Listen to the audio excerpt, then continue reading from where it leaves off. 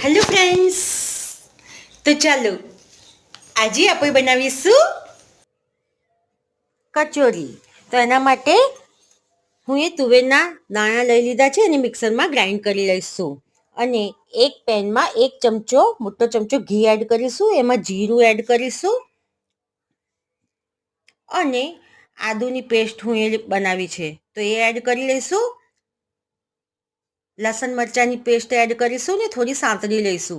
પછી એમાં જે આપણે મિક્સરમાં મિક્સ કર્યું હતું, તુવેરના દાણા કચરી લીધા હતા ને એ પણ એડ કરીશું. ઉપર લીલા ધાણા એડ કરીશું, મીઠું એડ કરીશું, ખાંડ સ્વાદ પ્રમાણે આ રીતે આપને ફાવે એવું એડ કરવાનું. પછી લીંબુ નીચવી લઈશું. એક મોટું આખું લીંબુ નીચવી લીધું છે હું એ. વધારે પ્રમાણમાં સરસ તલ એડ કરવાના.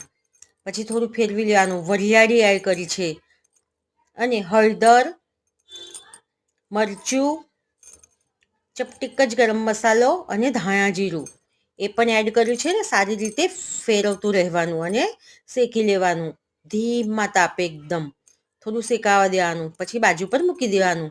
પછી એક પેનમાં આપણે એક મોટો વાટકો મેંદો લીધો છે અને એમાં 3 ચમચા ઘી એડ કર્યું છે, અજમો ને જીરું એડ કર્યું છે, મીઠું, અને પછી આ રીતે મોઈ લેવાનું ને થોડું થોડું પાણી રેડી આ રીતનો લોટ બાંધી લઈશું આપણે. બરાબર, થોડો નરમ રાખવાનો લોટ એટલે આપણને કચોરી વાળતા ફાવે. આ રીતે પછી કચોરીની તૈયારી કરી લેવાની. જુઓ,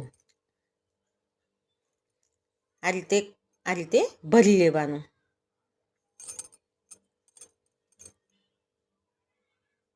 આ રીતે બધી જ કચોરી વારાફરતી એક બાજુ ભરી લઈશું પહેલાં અને તેલ ગરમ કરવા મૂકી દઈશું સાઈડ પર. તેલ સારું ગરમ થઈ જાય એટલે આપણી કચોરી જે ભરીને તૈયાર કરી હતી એને આપણે તેલમાં ફ્રાય કરી લઈશું.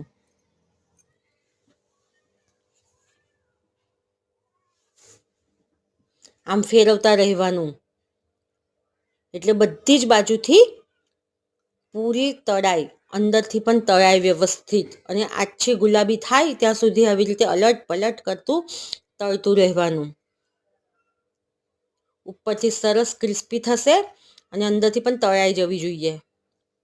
એટલે ધીમા તાપે મધ્યમ આંચે રાખવાનું અને આ રીતે ફ્રાય કરી લેવાની કચોરી. જો એકદમ સરસ થઈ ગઈ છે. થઈ ગઈ આપણી મસ્ત ડીશ કચોરી તૈયાર. સોસ કે ચા સાથે મજા આવી જાય.